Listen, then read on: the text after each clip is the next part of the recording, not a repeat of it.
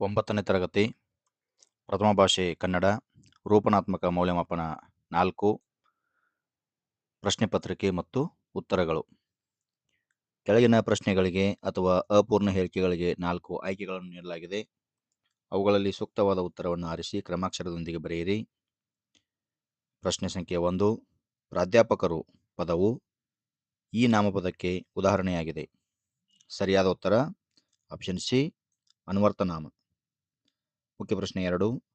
ಮೊದಲೆರಡು ಪದಗಳಿಗಿರುವ ಸಂಬಂಧದಂತೆ ಮೂರನೇ ಪದಕ್ಕೆ ಸರಿಹೊಂದುವ ಸಂಬಂಧಿ ಪದವನ್ನು ಬರೆಯಿರಿ.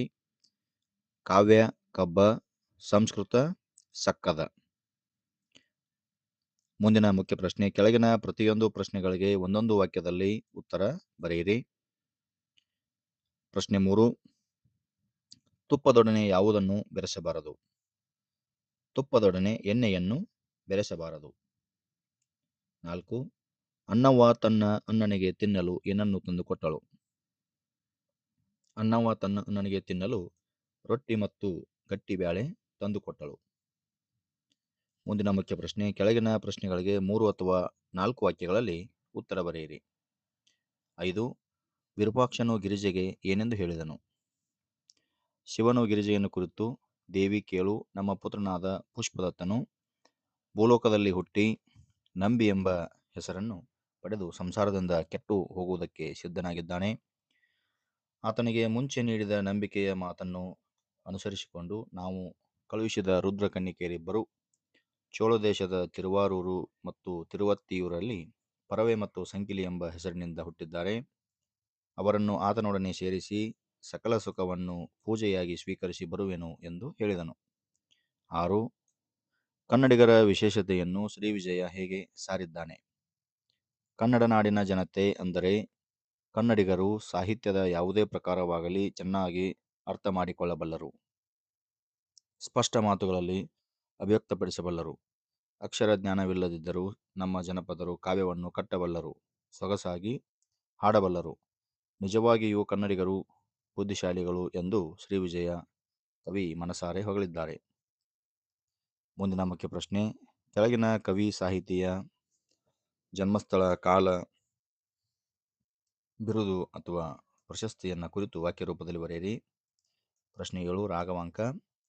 ನಡುಗನ್ನಡದ ಅಗ್ರಮಾನ್ಯ ಕವಿಗಳಲ್ಲಿ ಒಬ್ಬನಾದ ರಾಘವಾಂಕನ ಕಾಲ ಸುಮಾರು 1225. ಇವನು ಹಂಪಿ ಕ್ಷೇತ್ರದವನಾಗಿದ್ದು ಪಂಪಾಪತಿ ವಿರೂಪಾಕ್ಷನ ಪರಮಭಕ್ತ, ಹಾಗೆಯೇ ಹರಿಹರನ ಸೋದರಳಿಯ ಹಾಗೂ ಶಿಷ್ಯ.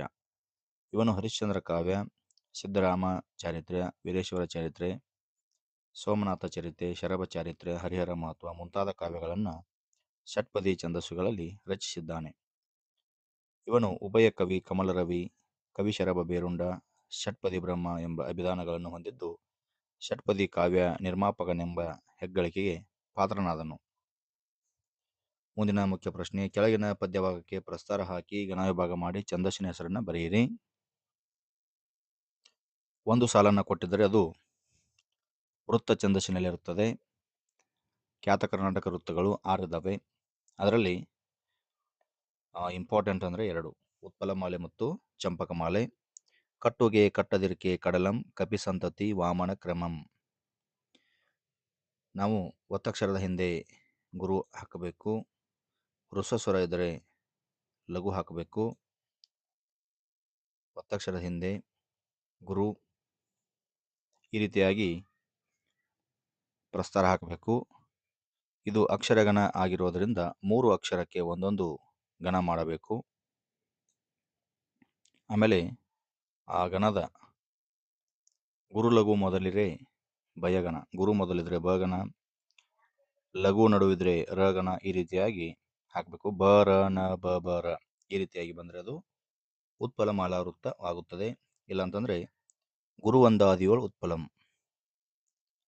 ಸಾಲಿನಲ್ಲಿ ಮೊದಲನೇ ಅಕ್ಷರ ಗುರು ಬಂದು ನಂತರ ಲಘು ಬಂದರೆ ಅದು ಉತ್ಪಲಮಾಲಾ ವೃತ್ತವಾಗುತ್ತದೆ. ಮುಂದಿನ ಮುಖ್ಯ ಪ್ರಶ್ನೆ, ಕೆಳಗಿನ ವಾಕ್ಯ ಅಥವಾ ಹೇಳಿಕೆಗಳಿಗೆ ಸಂದರ್ಭ ಮತ್ತು ಸ್ವಾರಸ್ಯವನ್ನು ಬರೆಯಿರಿ. ಒಳಗೆ ಬಂದರೆ ನೀವು ನುಡಿಸುತ್ತಿರಲಿಲ್ಲ. ಆಯ್ಕೆ, ಈ ಮೇಲಿನ ವಾಕ್ಯವನ್ನು SL ಭೈರಪ್ಪ ಬರೆದಿರುವ ನಾನು ಕಂಡಂತೆ ಡಾಕ್ಟರ್ BGL ಸ್ವಾಮಿ ಎಂಬ ಗದ್ಯಪಾಠದಿಂದ ಆಯ್ದುಕೊಳ್ಳಲಾಗಿದೆ. ಸಂದರ್ಭ: ಬಿಜಿಎಲ್ ಸ್ವಾಮಿಯವರು ತುಂಬಾ ಸಂಗೀತ ಆಸಕ್ತಿಯುಳ್ಳ ಬಹುಮುಖ ಪ್ರತಿಭಾವಂತರಾಗಿದ್ದರು. ಶ್ರೀಯುತರು ಗಂಗೋತ್ರಿಯ ಅತಿಥಿಗೃಹದ ಕೋಣೆಯೊಂದರಲ್ಲಿ ತಂಗಿದ್ದರು. ಮುಂಜಾನೆ 5:30 ಹೊತ್ತಿಗೆ ಲೇಖಕರು ಆ ಮಾರ್ಗವಾಗಿಯೇ ವಾಕಿಂಗ್ ಹೋಗುವಾಗ ಅವರ ಕೋಣೆಯ ಬಳಿಯಲ್ಲಿ ನಿಂತರೂ ಕಿಟಕಿಯ ಬಾಗಿಲುಗಳನ್ನು ಮುಚ್ಚಿ ಸ್ವಾಮಿಯವರು ಪಿಟೀಲು ಅಭ್ಯಾಸ ಮಾಡುತ್ತಿದ್ದರು. ಅವರು ಪಿಟೀಲು ಗುರು ಹೇಳಿಕೊಟ್ಟಿದ್ದಕ್ಕೆ ಸೀಮಿತವಾಗಿರದೆ ಹೊಸದನ್ನು ಪಿಟೀಲಿನಲ್ಲಿ ಪ್ರಯೋಗಿಸಲು ಯತ್ನಿಸುತ್ತಿದ್ದರು. ಅರ್ಧ ಗಂಟೆಗೂ ಹೆಚ್ಚು ಸಮಯ ಅಲ್ಲಿಯೇ ನಿಂತು ಆಲಿಸಿದರು. ಮೇಟಿ ಕಾಫಿ ತಂದ ನಂತರ ಹೊರಬಂದ ಸ್ವಾಮಿಯವರು ನೀವೇಕೆ ಬಾಗಿಲು ತಟ್ಟಲಿಲ್ಲ ಎಂದಾಗ ಲೇಖಕರು ಈ ಮೇಲಿನಂತೆ ನುಡಿದರು: ಸ್ವಾರಸ್ಯ: ಸಂಗೀತವು ಹೃದಯಕ್ಕೆ ಒತ್ತಾಯಮಾನವಾಗಿದ್ದು ಸಂಗೀತಗಾರರಿಗೆ ತೊಂದರೆಯಾಗದಂತೆ ಅದನ್ನು ಸವಿಯಬೇಕೆಂದು ಈ ವಾಕ್ಯದ ಸ್ವಾರಸ್ಯ. ಒಂದು ವೇಳೆ ಲೇಖಕರು ಬಾಗಿಲು ತಟ್ಟಿ ಒಳಗಡೆ ಹೋಗಿದ್ದರೆ ಅದು ನಿಲ್ಲುತ್ತಿತ್ತು. ಮುಂದಿನ ಪ್ರಶ್ನೆ: ಕೆಳಗಿನ ಯಾವುದಾದರೂ ಒಂದು ವಿಷಯದಲ್ಲಿ 15 ವಾಕ್ಯಗಳು ಮೀರದಂತೆ ಪ್ರಬಂಧವನ್ನು ಬರೆಯಿರಿ. 4 ಅಂಕಗಳು. ಪ್ರಶ್ನೆ 10: ರಾಷ್ಟ್ರೀಯ ಹಬ್ಬಗಳ ಮಹತ್ವ. ಪೀಠಿಕೆ: ಒಂದು ದೇಶದ ಐಕ್ಯತೆಯನ್ನು ಕಾಪಾಡುವ ನಿಟ್ಟಿನಲ್ಲಿ ರಾಷ್ಟ್ರೀಯ ಹಬ್ಬಗಳು ಬಹಳ ಪ್ರಾಮುಖ್ಯತೆಯನ್ನು ಪಡೆದುಕೊಳ್ಳುತ್ತವೆ. ಭಾರತದಂತಹ ವೈವಿಧ್ಯತೆಯುಳ್ಳ ರಾಷ್ಟ್ರಗಳಲ್ಲಿ ಏಕತೆಯನ್ನು ತರುವುದು ಇಂತಹ ರಾಷ್ಟ್ರೀಯ ಹಬ್ಬಗಳ ಮೂಲಕ ಸಾಧ್ಯವಿದೆ. ಇಡೀ ರಾಷ್ಟ್ರದ ಜನರೆಲ್ಲರೂ ಯಾವುದೇ ಭೇದ ಭಾವವಿಲ್ಲದೆ ಜಾತಿ, ಧರ್ಮ, ಪ್ರಾದೇಶಿಕ ಭಿನ್ನತೆಯನ್ನು ತೊರೆದು ಒಟ್ಟಾಗಿ ಆಚರಿಸುವ ಹಬ್ಬಗಳೇ ರಾಷ್ಟ್ರೀಯ ಹಬ್ಬಗಳು ಎಂದು ಕರೆಯಬಹುದು. ನಮ್ಮ ದೇಶದಲ್ಲಿ 3 ರಾಷ್ಟ್ರೀಯ ಹಬ್ಬಗಳು ಎಂದು ಘೋಷಿಸಲಾಗಿದೆ. ಅವುಗಳೆಂದರೆ ಸ್ವಾತಂತ್ರ್ಯ ದಿನಾಚರಣೆ, ಗಣರಾಜ್ಯೋತ್ಸವ, ಗಾಂಧಿ ಜಯಂತಿ. ವಿಷಯ ನಿರೂಪಣೆ. ಸ್ವಾತಂತ್ರ್ಯ ದಿನಾಚರಣೆ. ಭಾರತ ಸುಮಾರು 200 ವರ್ಷಗಳ ಕಾಲ ಬ್ರಿಟಿಷರ ಆಳ್ವಿಕೆಗೆ ಒಳಪಟ್ಟಿತ್ತು.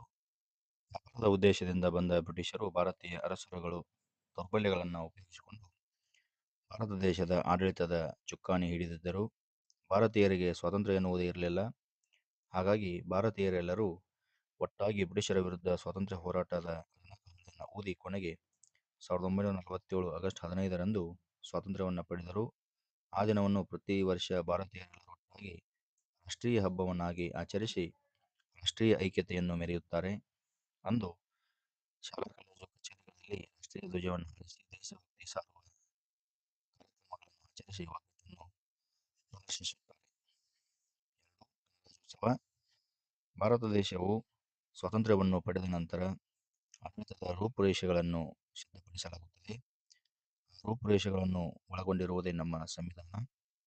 ಎಲ್ಲ ರಾಜ್ಯಗಳನ್ನು ಗಣಗಳನ್ನಾಗಿ ಮಾಡಿ ಉತ್ತಮವಾದ ಆಡಳಿತ ನಡೆಸಲು ಕಾನೂನು ರೂಪ ಪಡೆದ ಸಂವಿಧಾನವನ್ನು ಜನವರಿ 26, 1950ರಲ್ಲಿ ಜಾರಿಗೆ ತರಲಾಯಿತು.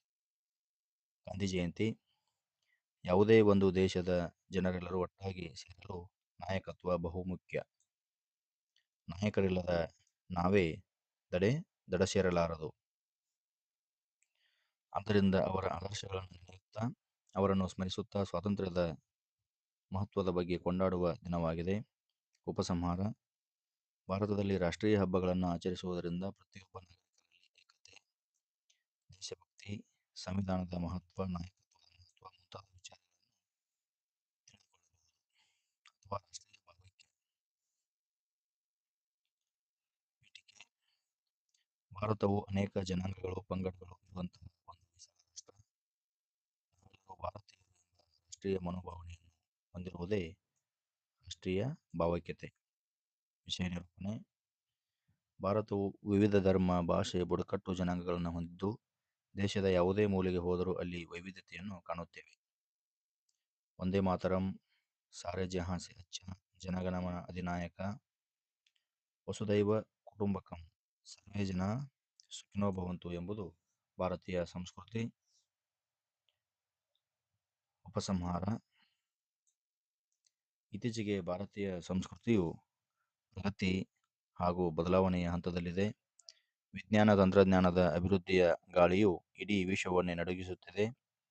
ಆದರೆ ಭಾರತೀಯರಾದ ನಾವು ಮಾತ್ರ ನಮ್ಮ ನೆರೆಹೊರೆಯ ರಾಷ್ಟ್ರಗಳೊಂದಿಗೆ ಪ್ರೀತಿ ಹಾಗೂ ಸೌಹಾರ್ದತೆಯಿಂದ ನಡೆದುಕೊಳ್ಳುತ್ತಾ ನಮ್ಮ ದೇಶದ ಏಕತೆಯನ್ನು